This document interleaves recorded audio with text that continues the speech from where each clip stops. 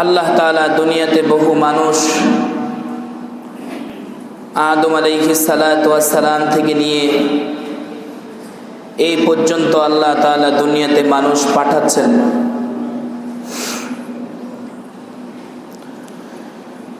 সর্বপ্রথম আল্লাহ তাআলা আমাদেরকে বাছাই করেছেন, বাছাই করে আমাদেরকে নির্বাচন করেছেন। যখন আমরা রূহের জামানায় ছিলাম, সর্বপ্রথম যখন আমাদেরকে বাছাই করতেছিলেন, কেউ যেন বলতেছিল এদেরকে কোন নবীর উম্মতের জন্য বাছতেছেন, এটা কোন নবী কি দিবেন? কয় এই উম্মতগুলো বাছাই করতেছি আমার হাবিব মুহাম্মদুর রাসূলুল্লাহর উম্মত বানানোর জন্য। সুবহানাল্লাহ। এজন্য আল্লাহ তাআলা কালামে মজিদে বলেন, হুয়া জিতাবাকুম, আমি তোমাদেরকে নির্বাচন করেছি হাজার উম্মত থেকে, লক্ষ কোটি উম্মত থেকে তোমাদেরকে বাছাই করে আমার নবীর উম্মত বানিয়ে তোমাদেরকে পাঠাচ্ছি। অনেক নবীরাও এই নবীর উম্মত হতে চেয়েছেন যে নবুয়তি দরকার নেই, আমাদেরকে উম্মত বানান, কিন্তু দরখাস্ত মঞ্জুর হয় নাই অনেকের। কিন্তু বিনা দরখাস্তে আল্লাহ তাআলা আমাদেরকে আখিরি জামানার নবী, শ্রেষ্ঠ নবীর উম্মত বানিয়েছেন। সেই জন্য দিল থেকে শুকরিয়া আদায় করি, বলি আলহামদুলিল্লাহ। এই নবী যেরকম দামি, নবীর উম্মতগুলো ওরকম দামি। হাদিসে পাকে এসছে, ততক্ষণ পর্যন্ত কোনো নবী জান্নাতে প্রবেশ করবে না যতক্ষণ পর্যন্ত আমাদের নবী জান্নাতে প্রবেশ করবে না, আর ততক্ষণ পর্যন্ত কোনো নবীর উম্মতেরাও জান্নাতে প্রবেশ করবে না যতক্ষণ পর্যন্ত আখিরি জামানার নবীর উম্মতেরা জান্নাতে প্রবেশ করবে না। সুবহানাল্লাহ। তাহলে আমরা দামি, ঠিক না ভাই? আমরা অনেক দামি। আমাদের দামের পিছনে সবচেয়ে বড় কারণ হলো তা'মুরুনা বিল মা'রুফ ওয়া তানহাউনা আনিল মুনকার। আমাদের কাজ সৎ কাজে মানুষকে আহ্বান করা, অসৎ কাজ থেকে মানুষকে দূরে সরিয়ে রাখা। এটা হলো এই উম্মতের প্রধান কাজ, যে মানুষকে তারা সৎ কাজে ডাকবে। যেমনটি আল্লাহ তাআলা কোরআন শরীফে বলতেছেন, ওয়ালতাকুম মিনকুম উম্মাতুন ইয়াদউনা ইলাল খায়র, তোমাদের মধ্যে এমন একটি দল থাকা দরকার। সূরাতুল আলে ইমরান 104 নম্বর আয়াত। রব্বে কারীম বলতেছেন, ওয়ালতাকুম মিনকুম উম্মাতুন ইয়াদউনা ইলাল খায়র, তোমাদের মধ্যে এমন একটি দল থাকা দরকার, এমন একটি জামাআত থাকা দরকার যারা মানুষকে তা'মুরুনা বিল মা'রুফ, সৎ কাজে ডাকবে, ওয়া তানহাউনা আনিল মুনকার, অসৎ কাজ থেকে তাদেরকে বাধা দিবে। তারপরে কি বলতেছেন? উলাইকা হুমুল মুফলিহুন, যদি তারা এটা করে তাহলে তারা সফল কাম হয়ে গেল। সুবহানাল্লাহ। দুনিয়া আখিরাতে আল্লাহ তাদেরকে সফলতা দান করবে। তারা যদি এই কাজটা করে আল্লাহ তাআলা তাদেরকে সফলতা দান করবে। এজন্য আমাদের সফলতার চাবিকাঠি হলো আমরুল মারুফ নাহি আনিল মুনকারের মাধ্যমে। এটা হলো আমাদের সফলতার মূল চাবিকাঠি। এজন্য এই কাজ হযরত আদম আলাইহিস সালাম করেছেন, হযরত নূহ আলাইহিস সালাম করেছেন, হযরত ইয়াহইয়া আলাইহিস সালাম করেছেন, হযরত ইদ্রিস আলাইহিস সালাম করেছেন, হযরত ইয়াকুব আলাইহিস সালাম করেছেন, হযরত শুআইব আলাইহিস সালাম করেছেন, হযরত ঈসা আলাইহিস সালাম করেছেন, হযরত মূসা আলাইহিস সালাম করেছেন, হযরত দাউদ আলাইহিস সালাম করেছেন, হযরত দানিয়েল আলাইহিস সালাম করেছেন, হযরত হারুন আলাইহিস সালাম করেছেন, হযরত জাকারিয়া আলাইহিস সালাম করেছেন, হযরত ইব্রাহিম আলাইহিস সালাম করেছেন, হযরত ইসমাঈল আলাইহিস সালাম করেছেন, সর্বশেষ আমার আপনার নবী জনাবে মুহাম্মদুর রাসূলুল্লাহ সাল্লাল্লাহু আলাইহি ওয়াসাল্লাম করেছেন। পৃথিবীর মধ্যে এমন কোন নবী ছিল না যারা মানুষকে সৎ পথে ডাকে নাই, অসৎ কাজ থেকে মানুষকে বাধা দেয় নাই, এমন কোন নবী পৃথিবীতে ছিল না। সমস্ত নবীরা আল্লাহ তাআলার কাছ থেকে যা কিছু পেয়েছেন সব মানুষের কাছে পৌঁছে দিয়েছেন। বলেন সুবহানাল্লাহ। নবীরা কি কিছু নিজেদের কাছে রেখে গেছেন না আমাদের কাছে পৌঁছাইছেন? ভাই, আমাদের কাছে পৌঁছে দিয়েছেন। কোনো কিছুই নবীদের কাছে ছিল না, যা পেয়েছেন তাই তিনি উম্মতের কাছে পৌঁছে দিয়েছেন। যাদের জীবন কুরবান করেছেন এই কাজ করতে গিয়ে, যেমনটি আল্লাহ তাআলা আল্লাহর হাবিব সাল্লাল্লাহু আলাইহি ওয়াসাল্লামকে বলেন, ইয়া আইয়ুহার রাসূল, হে আমার রাসূল, বাল্লিগ, আপনি মানুষের কাছে তাবলীগ করুন। বাল্লিগ, যদি বলেন কি তাবলীগ করব, আল্লাহ বলেন মা উনজিলা ইলাইকা মির রাব্বিক, আমি রব যা নাজিল করেছি তা মানুষের কাছে আপনি তাবলীগ করুন। বলেন সুবহানাল্লাহ। রব যা নাজিল করেছেন তা তাবলীগ মানে মানুষের কাছে পৌঁছে দেওয়া। তাবলীগ শব্দের অর্থ কি ভাই? মানুষের কাছে পৌঁছে দেওয়া। আল্লাহ বলতেছেন বাল্লিগ, আপনি পৌঁছে দেন। সূরা আল মায়েদার ৬৭ নম্বর আয়াত, আপনি মানুষের কাছে আমার বাণীগুলো পৌঁছে দেন। তারপরে কি বলতেছেন? ওয়া ইল্লাম তাফআল ফামা বাল্লাগতা রিসালাহ, যদি আপনি মানুষের কাছে না পৌঁছান, যদি আপনি এই কাজ না করেন, বাল্লাগতা রিসালাহ, তাহলে আপনি রিসালাতের দায়িত্ব আদায় করলেন না, নবুয়তের দায়িত্ব আদায় করলেন না। আপনাকে আমি বলছি আপনি এটা করেন, যদি এটা পরিপূর্ণ করেন তাহলে আপনি রিসালাতের দায়িত্ব পুরা করলেন। বলেন সুবহানাল্লাহ। তাহলে সরাসরি আল্লাহ তাআলা নির্দেশ দিয়েছেন যা আপনি মানুষের কাছে তাবলীগ করুন। তারপরে কি বলতেছেন? আল্লাহু ইয়াসিমুকা মিনান নাস, আপনি যখন এই কাজ করবেন আপনাকে মানুষদের থেকে আমি হেফাজত করব। ইয়াসিমুকা, আমি নিরাপত্তা দিব, আমি হেফাজত করব আপনাকে, আপনি এই কাজ করেন। এজন্য এই আয়াত যখন নাজিল হয়, রাসূল সাল্লাল্লাহু আলাইহি ওয়াসাল্লাম যখন দাওয়াতের কাজ শুরু করেন, তখন মক্কার কিছু মানুষ চাচ্ছিল না। তখন আল্লাহর রাসূলের যে ঘর ছিল, ঘরের চতুর্দিকে রাতের বেলা পাহারাদারি করত কিছু সাহাবী, রাসূলকে পাহারা দিত। যখন এই আয়াত নাজিল হয় আল্লাহু ইয়াসিমুকা মিনান নাস, আম্মা জান আয়েশা বলেন, তখন আল্লাহর রাসূল ঘর থেকে মাথা বের করে সাহাবীদেরকে বললেন, তোমরা বাড়িতে চলে যাও। বলল, কেন ইয়া রাসূলুল্লাহ, আপনাকে পাহারাদারি করব না? আল্লাহ বলছেন আল্লাহু ইয়াসিমুকা মিনান নাস, আল্লাহ আমাকে হেফাজত করবেন, আল্লাহ আমাকে পাহারা দিবেন, তোমাদের পাহারাদারি আর লাগবে না, তোমরা চলে যাও। তিরমিজি শরীফের মধ্যে 3046 নম্বর হাদিস, নবীজি বলেন, আমাকে আল্লাহ তাআলা যখন নিরাপত্তা দিবে বলছেন আর বলেছেন আপনি কাজ চালিয়ে যান। সমস্ত নবীরা এই কাজের সাথে সম্পৃক্ত ছিলেন, এই কাজ করে গিয়েছেন, এটা নবীদের কাজ। কিন্তু আনা খাতামুন নাবিয়্যিন লা নাবিয়্যা বা'দ, নবী বলেন আমি শেষ নবী, আমার পরে আর কোনো নবী নেই। তো নবী যেহেতু আসবে না, উম্মত তো আসবে। তো এই কাজের জিম্মাদারিত্ব আল্লাহ তাআলা তোমাদেরকে দিয়েছেন, তোমরা কিয়ামত পর্যন্ত এই কাজ তোমাদেরকে দিয়ে যাওয়া হলো।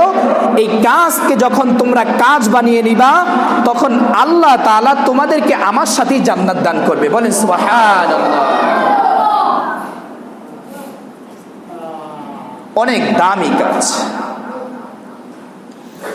যদি নবীজি সাল্লাল্লাহু আলাইহি ওয়াসাল্লাম এই কাজ না করতেন তাহলে আমরা ইসলাম পেতাম না, আমরা দিন ধর্ম পেতাম না, আমরা আল্লাহকে চিনতাম না।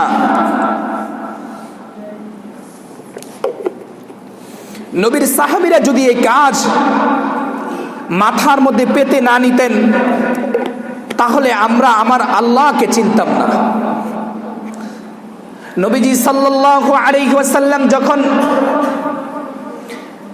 মক্কা থেকে তায়েফের ময়দানে যখন দাওয়াত নিয়ে গেলেন, তায়েফের হলো নবীজির নানার দেশ। কার দেশ? নানার দেশ। নানার বাড়ির একটা আবদার আছে না? নানার দেশে যখন দাওয়াত নিয়ে গেলেন, আল্লাহর হাবিব সাল্লাল্লাহু আলাইহি ওয়াসাল্লামের দাওয়াত তায়েফবাসী গ্রহণ করে নাই। গ্রহণ তো করে নাই, উল্টা কিছু যুবককে আল্লাহর নবীর পেছনে লেলিয়ে দিলেন, এই পাগলটারে তোমরা পাথর মেরে এখান থেকে সরাও, এটা পাগল হয়ে গেছে, বাপদাদার ধর্মের বিরুদ্ধে কি বলে দেখো তো। আল্লাহর নবী বলেন, তোমরা স্বীকার করো লা ইলাহা ইল্লাল্লাহ মুহাম্মাদুর রাসূলুল্লাহ, তাহলে তোমরা সফল হয়ে যাবা। কিন্তু আল্লাহর হাবিবের এই কথা তারা না শুনে আল্লাহর হাবিবকে দুষ্ট ছেলেদেরকে দিয়ে পাথর মারা শুরু করলেন। আল্লাহর নবীকে তারা বলতেছেন পাগল। আল্লাহর নবী বলেন, ও তায়েফবাসী, আমি পাগল না, আমি যা বলছি সত্য বলছি, তোমরা এই কালিমা গ্রহণ করো। কিন্তু মানুষগুলো শুনল না। আল্লাহর নবীকে মারতেছেন, পাথর মারতেছেন, নবীজি দৌড়াইতেছেন।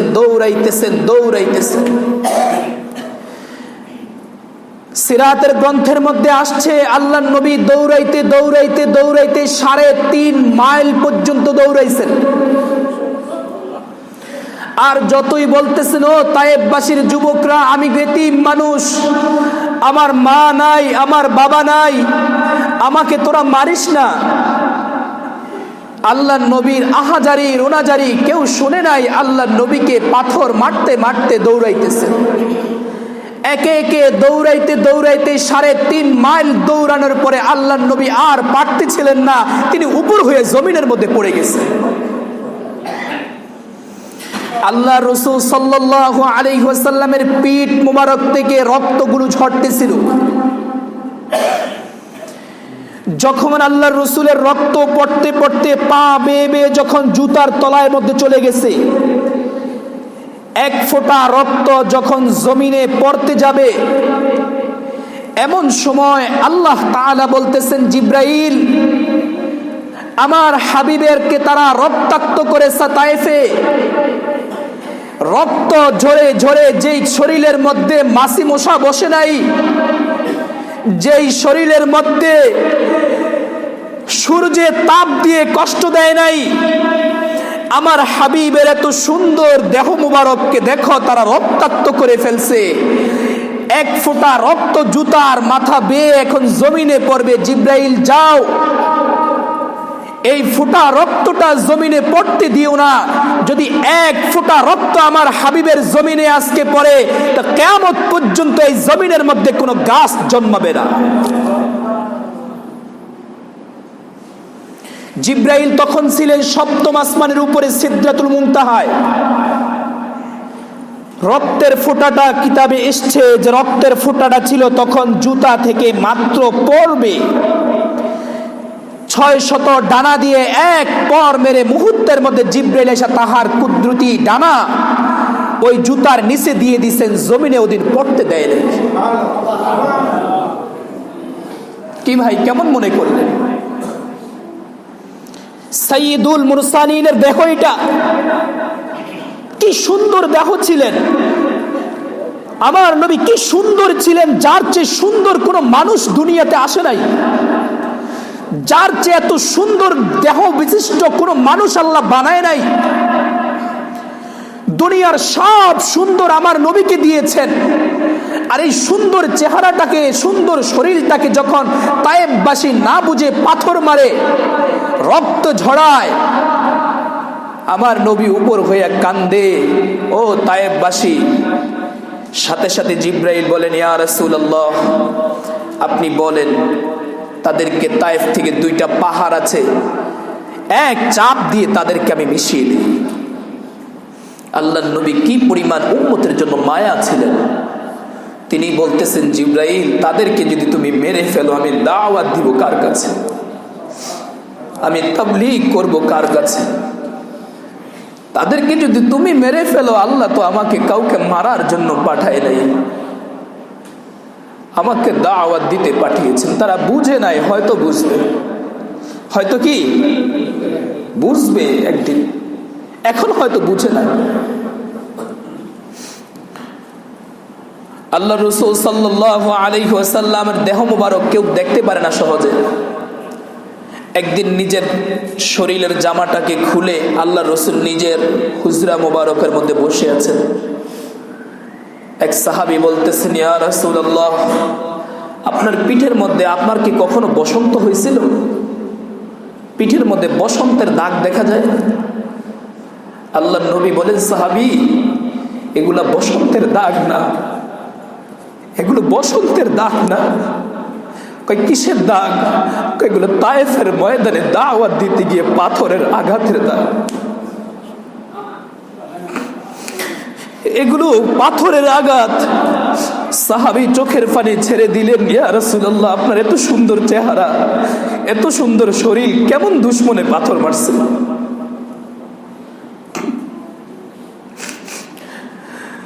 আল্লাহর নবী বলেন, আমাকে তায়েববাসী মারছে, কোনো কষ্ট নাই আমার।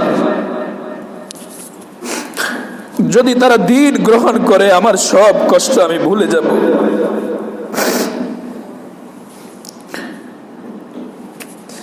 বন্ধু, তোমাদেরকে বলছি, নবীর রক্ত ঝরা ইসলাম এটা, এটা সস্তা ইসলাম না। আবু জাহেলের দরজার মধ্যে রাতের বেলা আল্লাহর নবী গিয়ে ডাক দিছেন, চাচা যান। আবু জাহেল মনে করছে এত রাত্রে ভাতিজায় মনে হয় বিপদে পড়ছে। দরজা খোলার পরে, কিরে ভাতিজা, কেন আসছস? চাচা একটু পড়েন না, লা ইলাহা ইল্লাল্লাহ, আপনি সফল হয়ে যাবেন। এই কথা বলার জন্য আসছো? দাঁড়াও, কালিমা পড়তেছি। দুষ্ট আবু জাহেল ঘরের ভিতরে গিয়ে একটা চাবুক নিয়ে আসলেন। আল্লাহর নবী বড় আশায় দাঁড়িয়ে আছেন, চাচা কালিমা পড়বে। চাবুকটা পেছন দিক থেকে আইনা যখন নবীজির সামনে এসে নবীজির শরীরের মধ্যে চাবুক মারা শুরু করে দিল, আল্লাহর নবী চাচার পায়ে পড়ে গেলেন, চাচা আমাকে মাইরেন না, আমি এতিম, আমি এতিম, আমাকে মাইরেন না। একটু কালিমার দাওয়াত দিতে আসছি, কোনো সম্পদের ভাগ নিতে আসি নাই চাচা, আপনার খাবারের ভাগ আমি নিতে আসি নাই, আমি আসছি একটু কালিমার দাওয়াত দিতে, আল্লাহ আমাকে পাঠাইছেন এটার জন্য।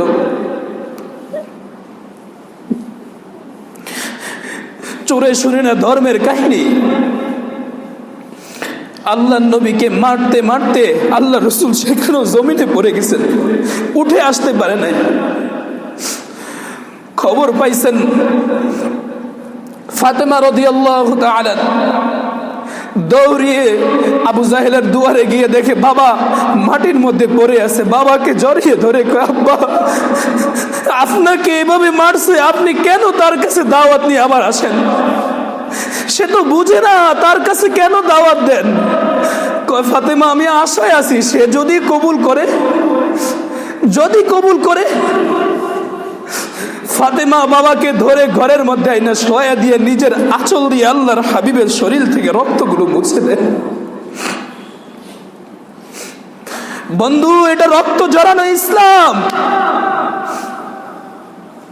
এই ইসলাম এত সোজা না, এত এইভাবে আসে নাই বন্ধু।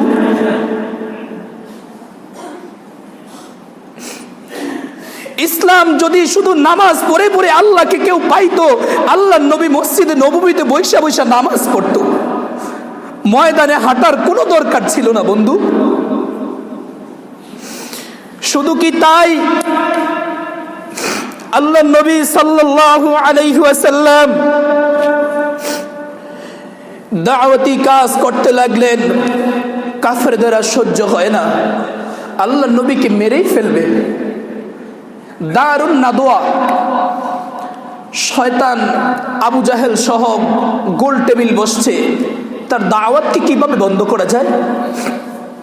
দারুন নাদওয়া নামক ঘরের মধ্যে যখন মিটিং চলছে, এক একজন বলতেছে, কেউ বলতেছে তাকে দেশ থেকে তাড়িয়ে দাও, কেউ বলতেছে তাকে বন্দি করে রাখো, কারো পরামর্শ গ্রহণযোগ্য হচ্ছে না। এমন সময় শয়তান মানুষের ভেষ ধরে আসছে, বলতেছেন আমি তোমাদেরকে বুদ্ধি দেওয়ার জন্য আসছি। এটা হলো যেই দিন আল্লাহর নবী মক্কা থেকে হিজরত করে মেরে ফেলার চলছে, এই মিটিং চলছে। শয়তান এসে বলতেছে তোমরা একটা কাজ করো, তাকে যদি অন্য দেশে দিয়ে দাও তাহলে সে ওখানে গিয়ে দিনের দাওয়াত দিবে। সব কথার এক কথা, তাকে মেরে ফেলবে। কে কে মারবো? অমক অমক অমক অমক এতজন লোকে তাকে মারবে।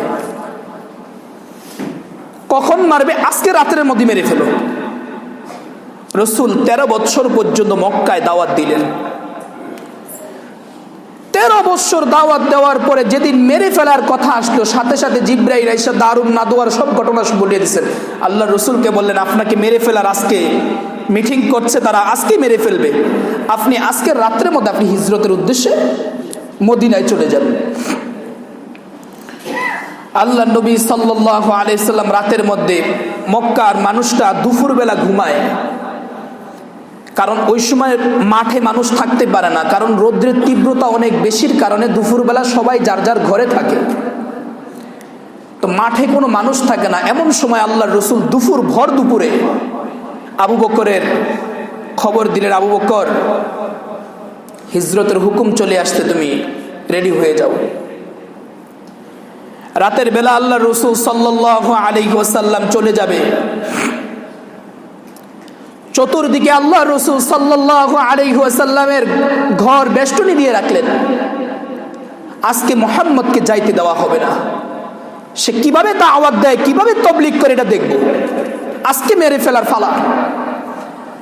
তারা জানে না আল্লাহ জি বলছেন আল্লাহু ইয়াসিমুকা মিনান নাস, হাবিব আপনি কাজ করেন, আপনার নিরাপত্তা আমি দিব, এটা তারা জানে না, বিশ্বাস করে না। আল্লাহ রসুল হযরত আলীকে বিছানায় শোয়া দিয়ে ঘর থেকে বের হলেন। ঘর থেকে বের হয়ে দেখলেন তারা চতুর্দিকে গ্রাও করে আছে। জিবরাইল বললেন ইয়া রাসূলুল্লাহ আপনি একটু বালু হাতের মধ্যে নিয়ে দোয়া করে চতুর্দিকে একটু ফু দিয়ে দেন। আল্লাহ নবী বালু নিয়ে দোয়া করে ফু দিয়ে দিলেন। কাফেরদের চোখের মধ্যে গিয়ে পৌঁছে গেল, যা কাফেররা চোখ ডলতেছে, এদিক দিয়ে আল্লাহ রসুল নিরাপদে বের হয়ে যাচ্ছেন। হেফাজত করছে কে ভাই? আল্লাহ।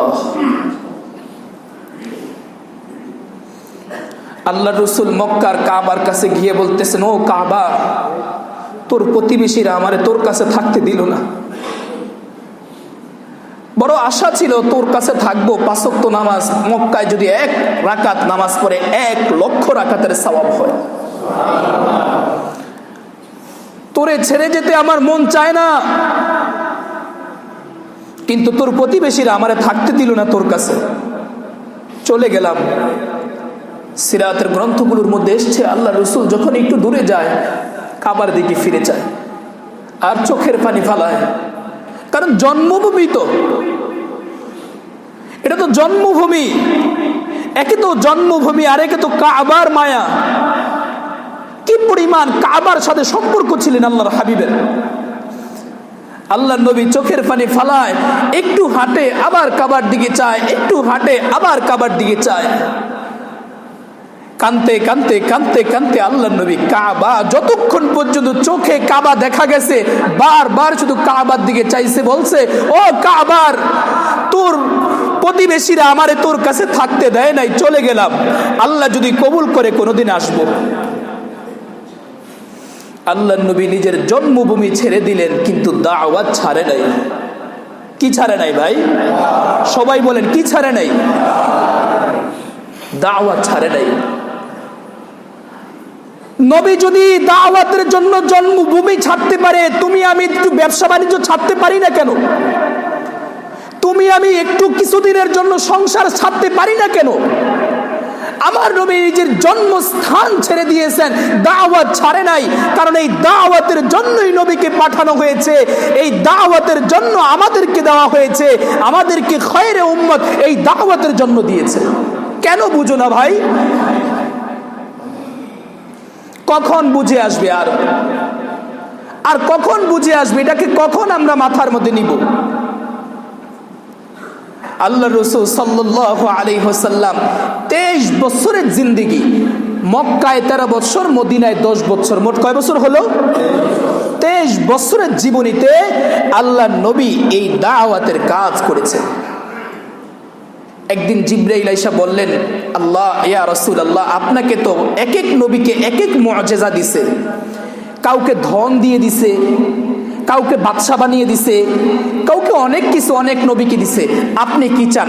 আপনাকে তাই দিবে। তখন আল্লাহ রসুল কি জবাব দিছে জানেন? আল্লাহ রসুল বলেন, জিবরাইল, আমি ধন সম্পদ চাই না, আমি চাই একদিন খেয়ে থাকবো, আরেকদিন না খেয়ে থাকবো। যেদিন খেয়ে থাকবো সেদিন আল্লাহ শুকর আদায় করব, যেদিন না খেয়ে থাকবো ওদিন আমি সবর করব। সুবহানাল্লাহ। যেদিন না খেয়ে থাকবো ওদিন সবর করব, আর যেদিন খাইবো ওদিন শুকর আদায় করব। তাই তো আল্লাহ রাসূল সাল্লাল্লাহু আলাইহি ওয়াসাল্লাম যখন দুনিয়া থেকে চলে যায়, 9 জন বিবি ছিলেন। আল্লাহ নবী, বিশ্ব নবী, সরকারে দু জাহানের বাদশা দুনিয়া থেকে চলে যাচ্ছেন। নবীর 9 বিবির ঘরে একটু খাবার পর্যন্ত ছিল না। এমন একটু খাবার ছিল না যেই খাবারটা আল্লাহ নবীর মুখের মধ্যে দিতে পারে। কয়েকদিন যাবত আল্লাহ নবীদের বিবিদের কোনো খানা নাই। আল্লাহ রসুল জ্বরে আক্রান্ত, বিছানার মধ্যে পড়ে গেছেন। নবীজি সাহাবায়ে কেরামদেরকে বলছেন, দাওয়াতি কাজ অব্যাহত রেখো, আমি হয়তো চলে যাব, আর বেশিক্ষণ থাকবো না। ও সাহাবায়ে কেরাম, আমার এই উম্মতদেরকে তোদের কাছে তুলে দিলাম। তাকিয়ে জিবরাইল দেখতেছেন আল্লাহর হাবিবের চোখের মধ্যে পানি।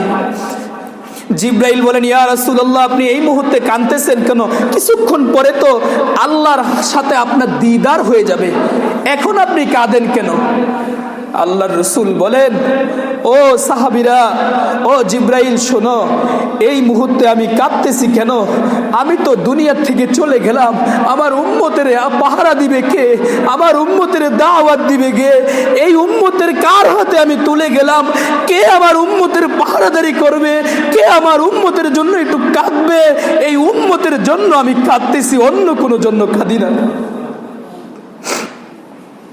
হাসান হুসাইনের জন্য আমি কান্দি না, আমার মেয়ে ফাতেমার জন্য আমি কান্দি না, আমি কোনো বীরের জন্য কান্দি না।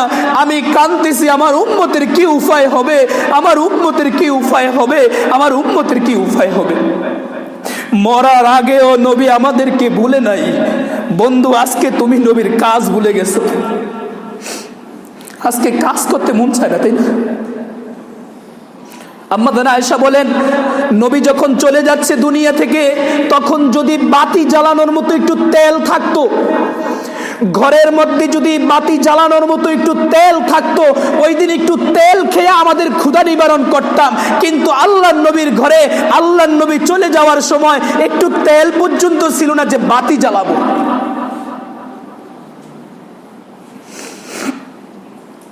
যে নবীর এত কুরবানি, সে নবী উপবাস দুনিয়া থেকে চলে গেলেন।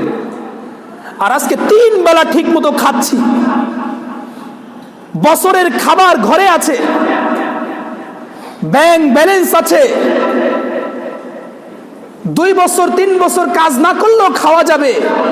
তারপরেও মন চায় না যে একটু কাজ করি, একটু নবী যে কাজ দিয়ে গেল একটু কাজ করি। বন্ধু, নবীর সুপারিশ চান, যখন নবীর কাছে যাবেন, নবী আপনাকে কাউসার দিবে, কিসের বিনিময়ে আপনি কাউসার চান? কিসের বিনিময়ে চান কাউসারটা? কাউসার পাইতে হলে নবীর রেখে যাওয়া কাজের সাথে জোড়া, নবীর রেখে যাওয়া দ্বীনের সাথে জোড়া। উম্মতের জন্য একটু কাদা। এই উম্মতেরকে নারী যুবকদের হাতে তুলে দেওয়ার মানুষ পাবা, ডাইনের পুটলা হাতে তুলে দেওয়ার মানুষ পাবা, বিড়ি সিগারেট হাতের মধ্যে তুলে দেওয়ার মানুষ তুমি পাইবা, অশ্লীল কাজে জড়িয়ে দেওয়ার মতো মানুষ পাইবা, কিন্তু উম্মতকে আল্লাহর সাথে মিলিয়ে দেওয়ার মতো মানুষের বড় সংকট হয়ে গেছে। কি ভাই, ঠিক কিনা? এজন্য মেরে ভাইও, শেষ কথা এটাই, আমাদের সকলে কাজের সাথে জোড়া। আল্লাহ তাআলা আমাদেরকে কাজের সাথে জড়িয়ে রাখুক। যে যেখানে থাকবেন, মসজিদে আসার সময় একজনকে দাওয়াত দিয়ে নিয়ে আসেন, আসো ভাই মসজিদে যাই। আমরা যদি এই যে মসজিদের মানুষগুলো যদি একজন একজন করে দাওয়াত দিয়ে আসতাম, তাহলে বেনামাজি আমাদের সমাজে খুঁজে পাওয়া যায় না। আলহামদুলিল্লাহ, তারপরে আমাদের শুকরিয়া 4 কাতার ফজরের সময়ও হয়, কখনো কখনো 5 কাতারও হয়। এটা আপনাদের দাওয়াতেরই ফসল। আরো একটু দাওয়াত বাড়াতে হবে, আরো একটু বেশি করে দাওয়াত দিতে হবে। কোনো ভাই যাতে বেনামাজি হয়ে জাহান্নামী না হয়ে যায়, এই ফিকির ব্যথা দিলে রাখতে হবে। আর যখন সময় পান, এই কাজের সাথে 3 দিনের সময় দেন। এটা বড় উঁচু কাজ, এটা বড় দামি কাজ। কতটুক দামি বুঝবেন নিঃশ্বাসটা বন্ধ হলে। শুকরিয়া আদায় করতে হয় আপনাদের। আমি কাজের জন্য সফরে বের হওয়ার নিয়ত করেছি, আপনারা সন্তুষ্টির চিত্তে আমাকে ছুটি দিয়েছেন, আপনাদের শুকর আদায় করতেই হয়। আমি দোয়া করি, আমাকে যেরকম ভাবে আল্লাহ রাস্তা সহজ করে দিছে, আমার প্রত্যেকটা ভাইয়ের এই কাজের সাথে লাগার জন্য রাস্তাগুলো সহজ করে দেখ। সকলে বলেন আমিন। লাগবো তো ভাই এই কাজের সাথে ভাই। সমস্ত নবীরা কাজ করছে, এটা অপছন্দের কাজ না। অপছন্দের কাজ হলে আমার বাবাকে এই কাজের মধ্যে আমি লাগাই না। আমার বাবার ভালোটা অন্ততপক্ষে আমি বুঝি। আমার বাবাকে বলছি, বাবা চলো আমার সাথে। কি করবো বাড়িতে থেকে? কয় আমার পানি শুকিয়ে যাচ্ছে, ক্ষেত বাঁচতে হবে না। আমি ক্ষেত বাইছে তুমি কারে খাওয়াবা? যে আল্লাহ তাআলা খাওয়ায়, ওই আল্লাহ তাআলার কাজ যখন তুমি করবা, তখন ক্ষেত বাঁচা ছাড়াও আল্লাহ ব্যবস্থা করে দিবে। কি ভাই, করতে পারে না আল্লাহ তাআলা? কেউ আমাদেরকে খাওয়ায় না, ব্যবসা আমাদেরকে খাওয়ায় না, জমি আমাদেরকে খাওয়ায় না, গাছ আমাদেরকে খাওয়ায় না। খাওয়ায় কে? জোরে বলতে হবে, খাওয়ায় কে? আল্লাহ তাআলা যাকে খাওয়ায়, কাজ ছাড়াও খাওয়াইতে পারে। ওই যে গত সপ্তাহে একটা কথা বলেছিলাম না, আবারও পুনরাবৃত্তি করি, যে ছাদের উপরে একটা টাঙ্কি ফিটিং করছেন, 2000 লিটারের টাঙ্কির মধ্যে 2000 লিটার পানি ঢুকিয়ে রাখছেন। পানি ঢুকানোর পরে টাঙ্কির থেকে লাইন সরিয়ে দিচ্ছেন, পানি আর ঢুকানো যাবে না। এখন নিচে দিয়ে যদি একটা ট্যাপ লাগান, পানি পড়বে কয় হাজার লিটার? 2000 লিটার পানি পড়বে। 2টা ট্যাপ লাগাইলে কয় হাজার লিটার পড়বে? 5টা লাগাইলে 2000 লিটারই পড়বে, বেশি পড়বে না। 10টা ট্যাপ লাগাইলেও 2000 লিটার পড়ার পরে বন্ধ, কারণ টাঙ্কিতে আছে কয় হাজার? আপনার আমার রিজিকের একটা টাঙ্কি আল্লাহ তাআলা উপরে ফিটিং করছে। আপনি যদি একজন চাকরি করেন, ওই 2000 লিটার যদি আপনার বরাদ্দ থাকে, ওটাই আপনি পাবেন। 10 জন যদি এক ফ্যামিলিতে চাকরি করেন, তাও ওই পরিমাণ পাওয়ার পরে টাঙ্কিতে আর থাকবে না, বরাদ্দ হয়ে গেছে। কিন্তু যেই কলম দিয়া বরাদ্দ করছেন, কলমের কালি শেষ, আর লেখালেখি হবে না। এজন্য আমরা দেখি কোন কোন ফ্যামিলিতে একজন কাজ করলে 20 জন খাইতে পারে, আবার কোন কোন ফ্যামিলিতে 5 জন কাজ করেও 10 জন খাইতে পারে না। কি ভাই, এমন আছে না? তার মানে কি, তার খাজানায় যা ছিল 5 জনে কামাইছে আর এতটুকুই পাইছে, আরেকজনের খাজানার মধ্যে বেশি ছিল, একজনের কামাই এই পরিমাণ পেয়ে গেছে। সুবহানাল্লাহ। তা আপনি এই টেনশন করার দরকার নাই। আপনার খাজানায় যা আছে, আপনার বরাদ্দে যা আছে, তা আপনার ঘরে পৌঁছবে। আপনি টেনশন করেন কেন? এই পেট আল্লাহ দিয়েছেন, জিম্মাদার আল্লাহ নিবে। ঠিক না ভাই? এই একিন দিল বানান, দিলে একিন বানান। এটা নিয়ে পারবেন তো ইনশাআল্লাহ? আল্লাহ পাক আপনাদেরকে দুনিয়া ও আখিরাতে উত্তম জাযা দান করুক। আমি যাচ্ছি, আপনাদের জন্য দোয়া করি। সফরে থাকলে 3 ব্যক্তির দোয়া বৃথা যায় না। এক, ন্যায় বিচারক শাসকের দোয়া আল্লাহ ফেরত দেয় না, রোজাদারের দোয়া আল্লাহ ফেরত দেয় না, সফরে মুসাফিরের দোয়া আল্লাহ ফেরত দেয় না।